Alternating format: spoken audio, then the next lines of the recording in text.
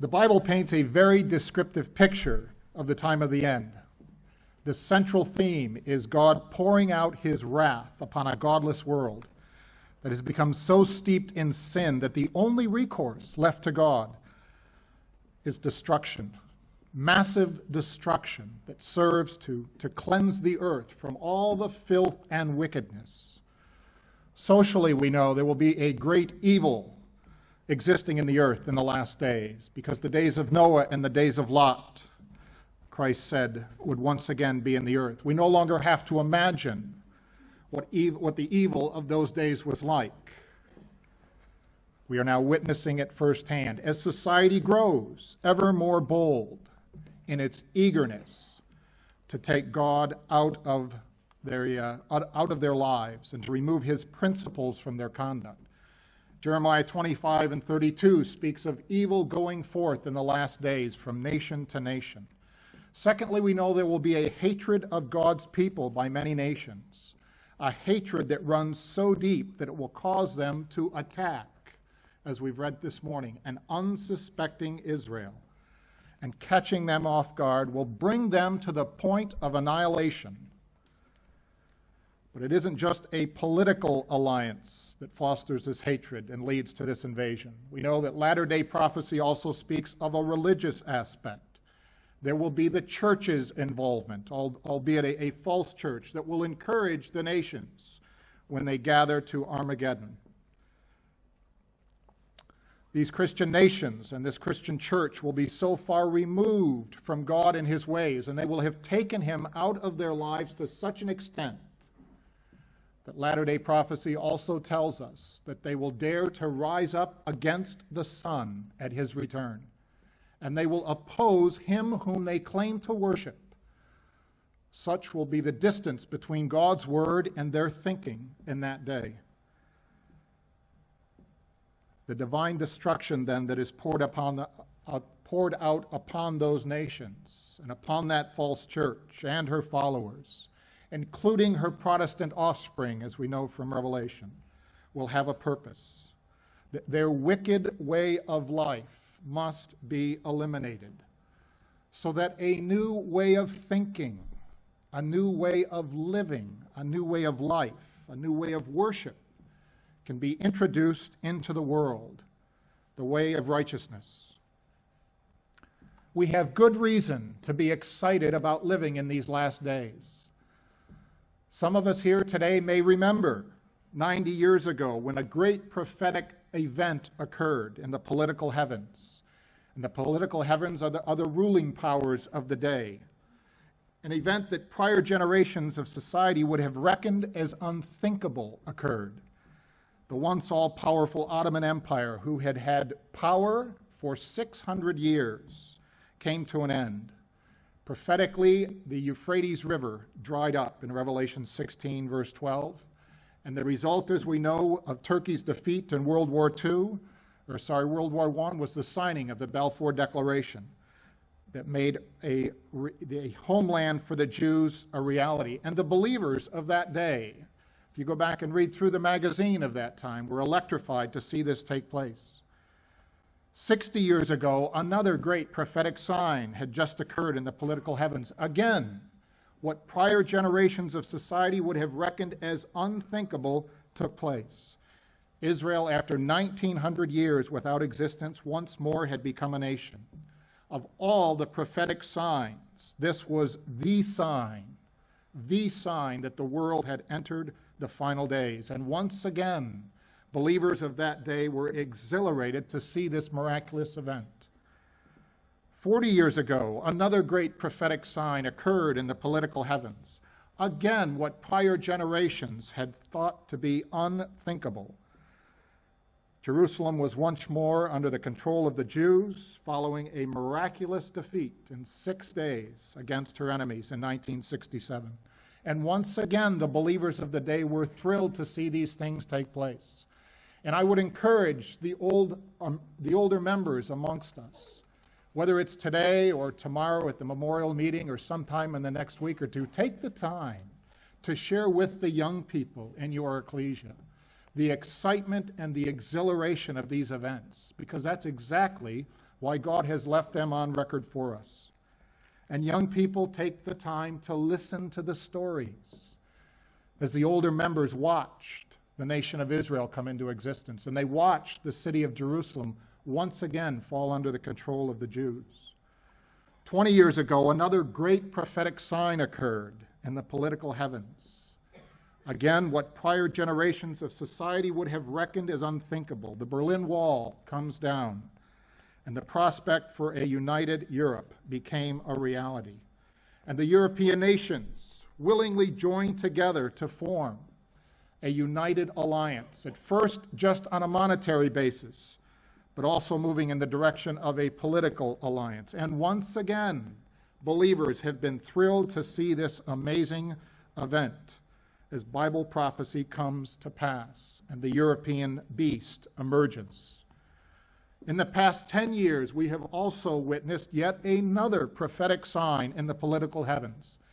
Again, what prior generations in society would have thought or reckoned as unthinkable. Russia, Germany, and France, learning to stand together for centuries, had been wary of one another and had often had been at war with each other. Oftentimes, two uniting in alliance in protection against the one that was trying to assert itself. Even the declining morality that we see in the world today is yet another prophetic sign that we are witnessing the end is near. Conditions that prior generations of society would have reckoned as unthinkable, we now see in the earth. So that these political and religious and social world events portray an unmistakable reality. The world is moving in the direction of God's purpose. And this is why we gather on days like today, and we have good cause to be excited about what we see happening on the prophetic stage, because we see things that we know God is going to soon bring to pass. In our 3 classes today, we will examine just how close we are to the end times and to this day of divine reckoning. Prophecy is coming alive. And brothers and sisters and young people, it needs to be a power in our life. That's what God has intended. These prophecies that we read of in Ezekiel and in Daniel and in Revelation, they are not prophecies for the mortals who will live on into the kingdom. They won't need them. These prophecies, specifically designed for the last days, are intended for us so that we can know beforehand what to look for. And they're intended to provide us with a spiritual encouragement and a spiritual confidence as we see these things take to place. The confidence is not in ourselves. The confidence is in our God, that He will do what He has foretold, so that we can be encouraged by what we see. It's not that we become arrogant in our understanding, but what God is looking to develop in each of us, brother or sister or young person, what He's looking to develop within us is a personal conviction regarding these things, so that when we read of these events and we see them portrayed in the news clips, we can develop this power for good in our lives, that there is a new day that's coming, and here is evidence that it's just around the corner, so that our ability to be strengthened by these events is bound up in our ability to discern what they are. So as we know from Revelation 16, we can be watching and we can be on our guard as the events unfold and as the day of the Lord draws near, to be encouraged by what we see, and so that we can encourage one another, and so that we can then turn to our young people and our children and encourage them, so that they can learn how to watch and they can learn how to be on their guard, so that they can develop a personal conviction from these things and learn to develop a power for good in their life, so that they can learn how to hold on to their garments in these last evil and wicked days.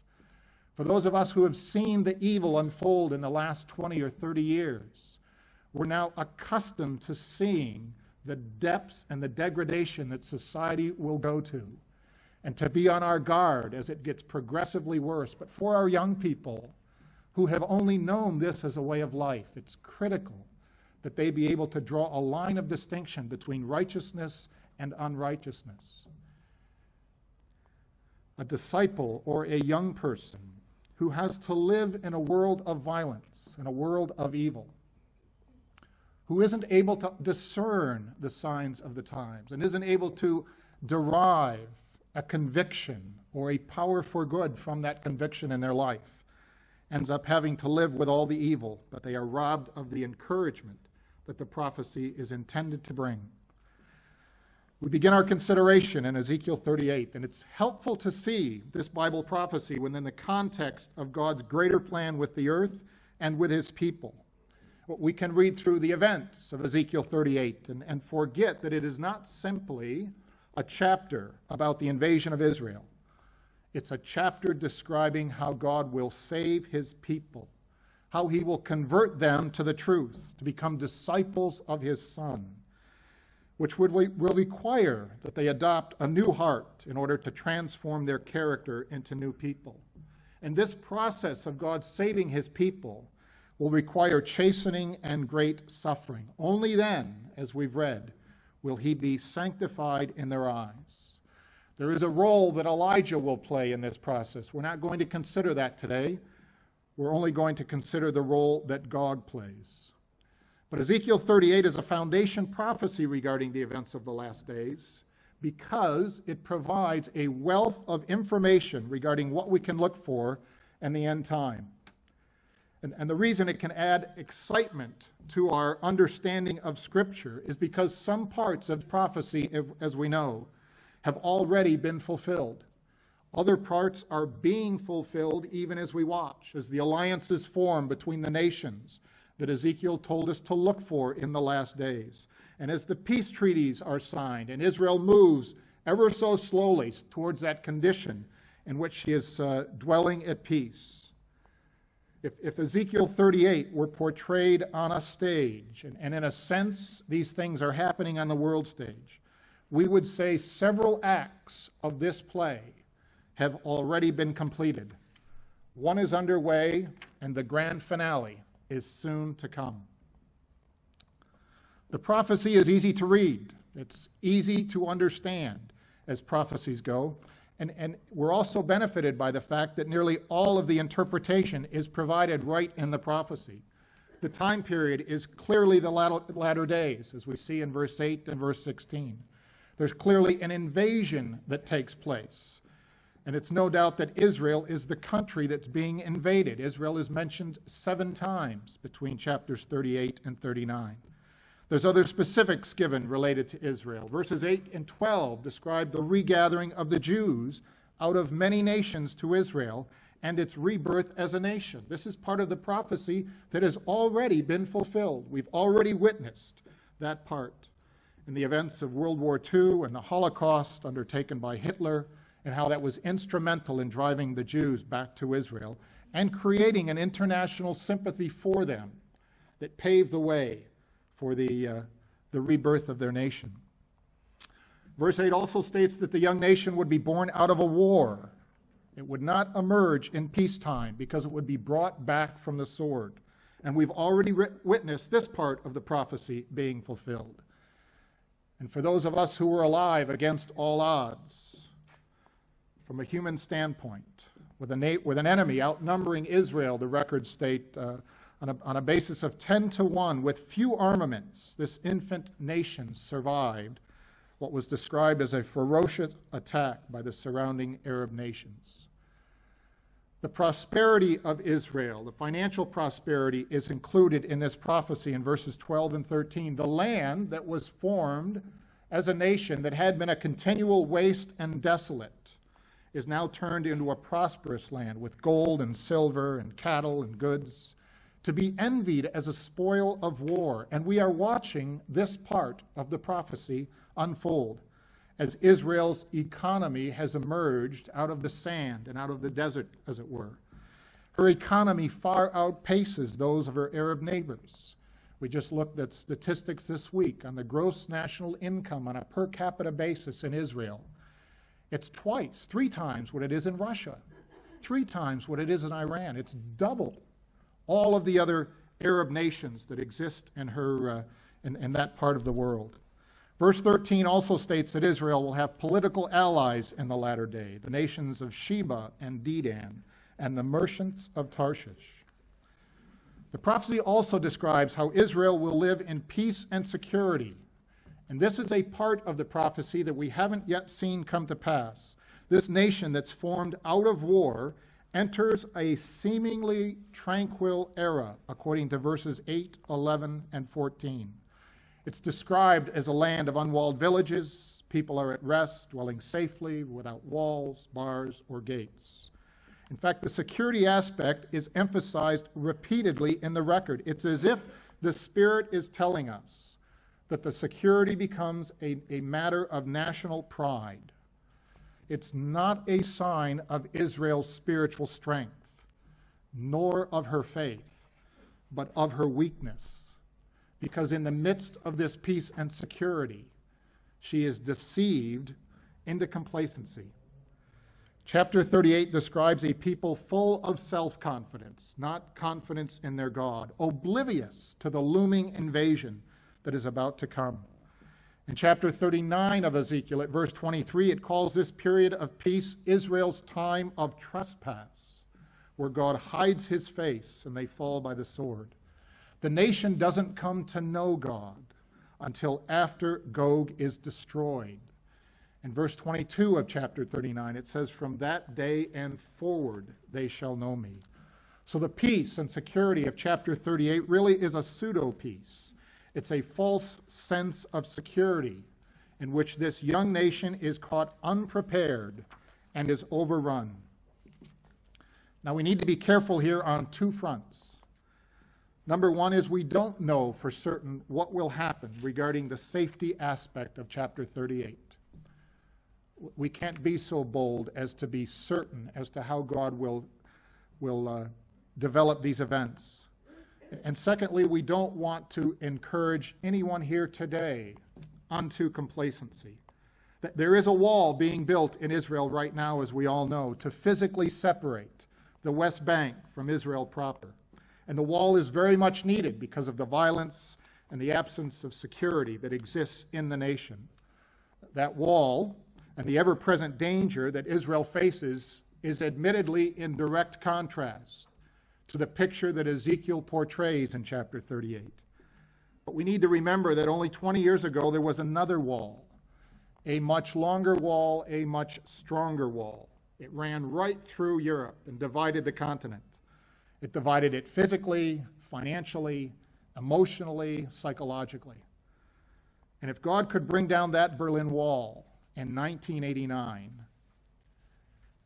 and within a very, very short period of time, it was only between 1989 when the wall came down and 1992 when the Maastricht Treaty was signed, which brought the European Union into existence, which set the euro and its introduction into play. It was a very short period of time that God was able to accomplish what he needed to regarding these latter-day events. So that just because the peace aspect of Ezekiel 38 is not yet in place, it doesn't mean that the final act in this chapter is not just around the corner. So we need not be, and we oughtn't be, lax in our watching. It's highly unlikely, though possible, that the mortal saints won't see the Gogian invasion of Ezekiel 38 because they will be participating in the defeat of Gog.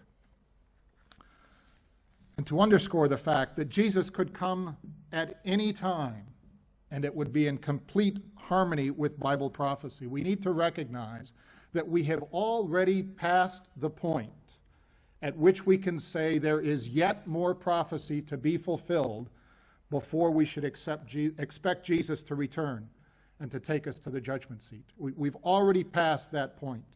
We are so close to the return that the little prophecy that remains to be filled, not little by amount, or by importance, but little by amount, there's so little that is left to be fulfilled that it could happen on either side of the resurrection and judgment seat. We are that close to the end. The prophecy, as we know in Ezekiel 38, is only partly about Israel. There's also an invading army, the great latter-day enemy of Israel. Ezekiel calls the leader of this invading army Gog. And we know from verse 6, verse 15, and chapter 39, verse 2, that it comes out of the north. And that's an important geographical note because it helps identify the nations that will comprise Gog's army. The Hebrew, if you have the RV, indicates that it's not just out of the north, but the uttermost parts of the north that this invading army comes from.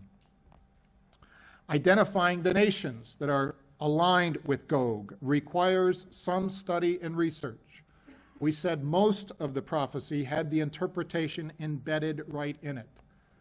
It is worth taking the time, because we have excellent resources available today in the Brotherhood, to see what the historians say about these nations that are mentioned in Ezekiel 38. We need to remember that Ezekiel is describing latter-day geographical areas of nations, using nations that were contemporary with his day. Part of your research, young people especially, if you've not gone through this, is you will find nearly all the names of Ezekiel 38 are mentioned elsewhere in Ezekiel, so that we don't find Ezekiel using the name Iran. Instead, he uses Persia. Ancient by our reckoning, but contemporary with Ezekiel. He doesn't use the names of Germany and France and Italy and Belgium and Norway. Instead, he uses the terms Magog and Gomer. Most of the names and the people, as we mentioned, are also listed in Ezekiel. And when we go back to Genesis 10, we find that where Ezekiel was drawing upon was the descendants of Japheth. And this is a simple map out of a Bible atlas, in which it's demonstrating that the sons of Japheth, Meshach and Tubal and Togarmah, settled north in the days of Genesis 10. Shem was off to the east and Ham was in the south. By Ezekiel's day, these descendants of Shem had settled even further north. Some are easy to identify, some of the nations listed in Ezekiel 38. Persia and Iran is an easy connection to make. Libya, Ethiopia, Togarmah, also on the easy side. Togarmah is recognized by nearly all historians and those who deal in this area as representing Turkey. But when we've completed our research, what we find is the ancient historians like Herodotus and Josephus validate what the prophecy says. These nations that will be involved in invading Israel, sure enough, come out of the north, or at least north in relation to Israel. We also note in verse 2 in the Authorized Version, it talks about Gog being a chief prince.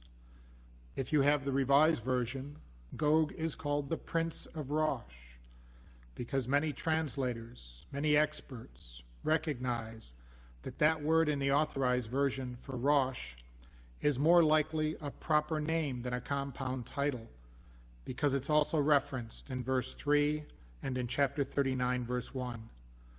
But even without the historians, without the linguists, without the experts that teach us about history, what we have in the prophecy itself is in the latter day there will be a group of nations that come out of the north to invade Israel with the purpose of taking a spoil.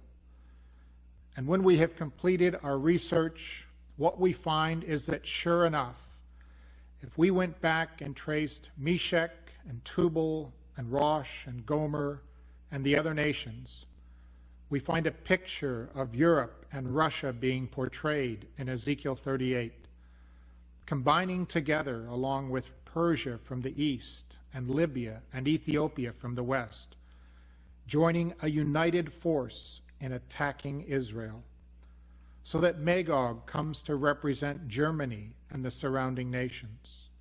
Gomer comes to represent Western Europe, including Spain and France and Italy. Persia, Ethiopia, and Libya are as stated, and Turkey is included.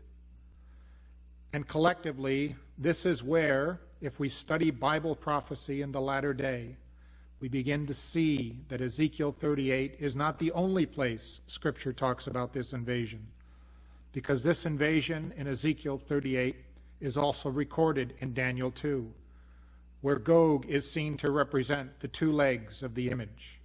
Other details we see in Ezekiel 38 reveal the thoughts and motives of Gog, who is spurred on by an evil thought, according to verse 10. He's looking for spoil. He's attracted by the financial success of this young nation and seeks her gold and silver and cattle. This unsuspecting nation, wholly unprotected and unprepared, teeming with wealth, will be an easy prey. Verse 14 says, "When my people dwelleth safely, shalt thou not know it?" In Isaiah 16, verse 4, this evil-thinking leader is called an extortioner and a spoiler. But it isn't just wealth that Gog comes for. It's spoil and a prey, according to verse 12. The Hebrew for prey can be goods or people. It appears 3 times in chapter 34, and in each case, it's applied to the people of Israel. So that Gog doesn't just invade Israel to carry off spoil. He comes to kill Jews.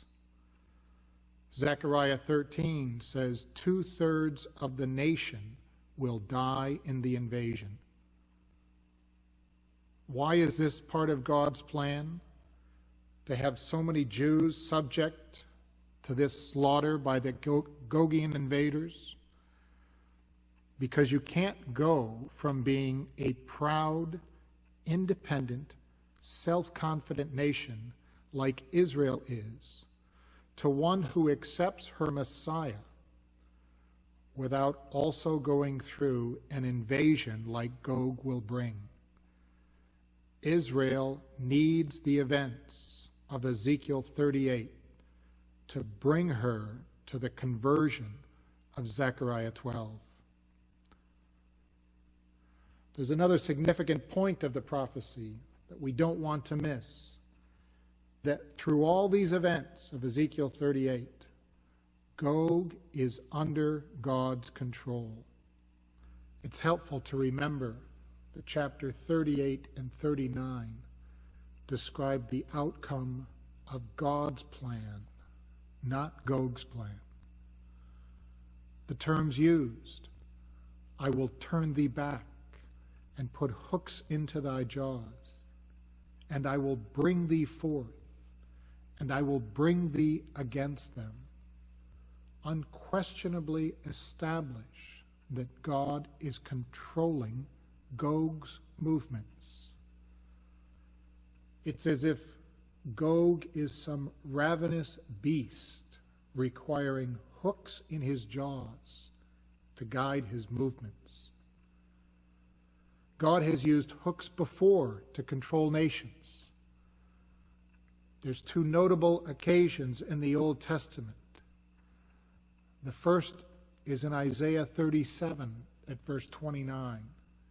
In the days of Hezekiah, when the Assyrian invader, a prototype of the latter-day Gog, was in the land. And Isaiah recounts how God said he would put a hook in the Assyrian's nose to turn him back, to send him home to Assyria. The second instance is in Ezekiel's prophecy in chapter 29, verse 4, when God brought another power, this time a dragon power, forth, like he will with Gog in the latter day. And he brought that dragon power forth to its own destruction, and the events surrounding Pharaoh, king of Egypt. And that reference is worth studying alongside Ezekiel 38, because there are multiple parallels with Gog's invasion, including in the end when God brought forth that Egyptian dragon into the wilderness to find his utter destruction and to be fed upon by the beasts and the fowls of the air. It's also worth recognizing that even though Gog is under God's control, Gog still acts according to his own free will. The evil thought that Ezekiel describes as being in his mind is not put there by God. It's Gog's evil scheme arising from Gog's evil heart. God isn't forcing Gog to do something Gog would rather not do. Gog's hatred for Israel arises within his own evil heart. You don't assemble a massive army to attack a defenseless country seeking a spoil and then slaughter 2/3 of the people unless your hatred of those people runs very deep. What chapter 38 reveals is that Gog hates Israel and covets her wealth and thinks nothing of wiping out God's people. And the beauty and the spiritual marvel, brothers and sisters and friends and young people, is that Gog will invade Israel with the express purpose of destruction and annihilation.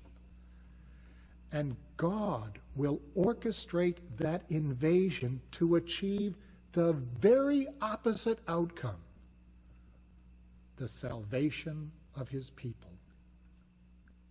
God even gives Gog 2 commands in chapter 38. The first is, be thou prepared, and the second is to be a guard. The Hebrew word for prepared means to be ready, to be firmly established. Ready and established for what? The answer, of course, is for battle. And Gog is to be a guard to his confederate host. The same word is translated as protection in Nehemiah 4. Gog's responsibility in preparing for this great battle is to both protect and to prepare the nations that will accompany him. So it's not surprising to read of Russia selling arms to Iran and to Syria and to Lebanon and to Libya, all in the past year. We also know that Russia is assisting Iran in the construction of the Bushehr nuclear plant. In fact, it's due to be completed this year, and the first test run was just undertaken on Wednesday of this week. We also read of Russia providing missile shields, and she's in negotiation with both Iran and Syria to provide these missile shields to protect against the possibility of an Israeli attack. Ezekiel 38 also reveals that some nations will contest the invasion of Gog and her confederate hosts. Not all the nations will side with Gog and his army. Sheba and Dedan, plus the merchants of Tarshish and the young lions thereof, are portrayed as allies of Israel. Sheba and Dedan, as we show on the screen, representing those nations of the Arabian Peninsula. Tarshish is also noted in Isaiah 60 at verse 9 for being a friendly nation to Israel. It's the first nation to help bring the Jews home from afar once the kingdom is established. Like with Gog and Magog and Meshech and Tubal, some research is needed to properly identify this maritime power. Tarshish was among those nations contemporary with Ezekiel, and it represented a trading nation from afar. Remember the story of Jonah and how when he was fleeing from before the face of the Lord, he fled in the direction of Tarshish. That was his ultimate goal that he sought out. So the military forces of Tarshish don't travel by land to arrive at the Middle East like Gog can. The Tarshish powers must come by sea. And when we complete our scriptural and historical research of Tarshish, we find that Britain and the Commonwealth nations, including the United States, fulfill the role of Israel's ally at the time of the end. But it's important to note that the Tarshish powers do not save Israel. They can't stop Gog, even though they contest his invasion.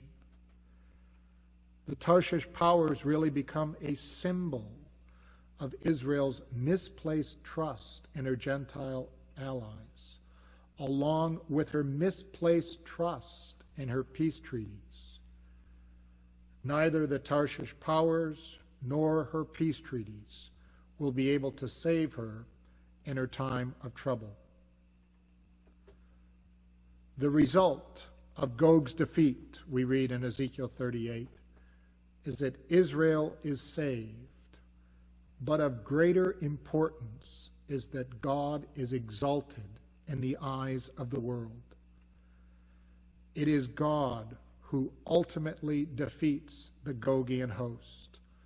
In actuality, we know from other scripture, it's the work of Christ and the saints. Ezekiel 38 says there will be a great shaking in the land. Elsewhere in Scripture, it's called an earthquake, as God's judgments rain down upon the northern invaders. It's the equivalent of the stone striking the image of Daniel 2.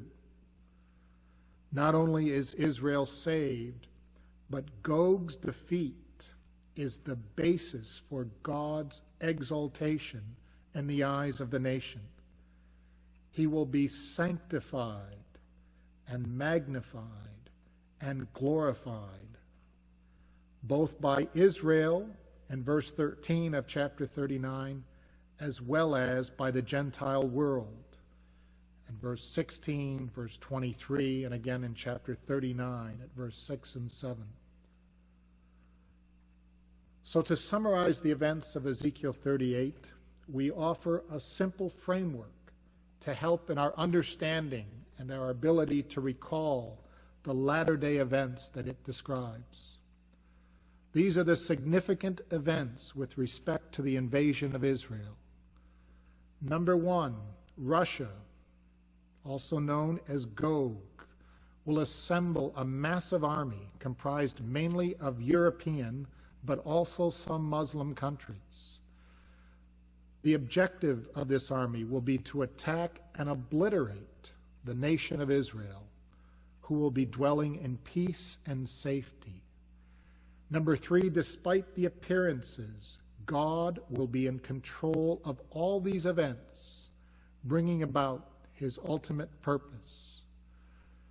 Israel will suffer greatly as a result of the invasion and be soundly defeated, and will face what appears to be certain annihilation.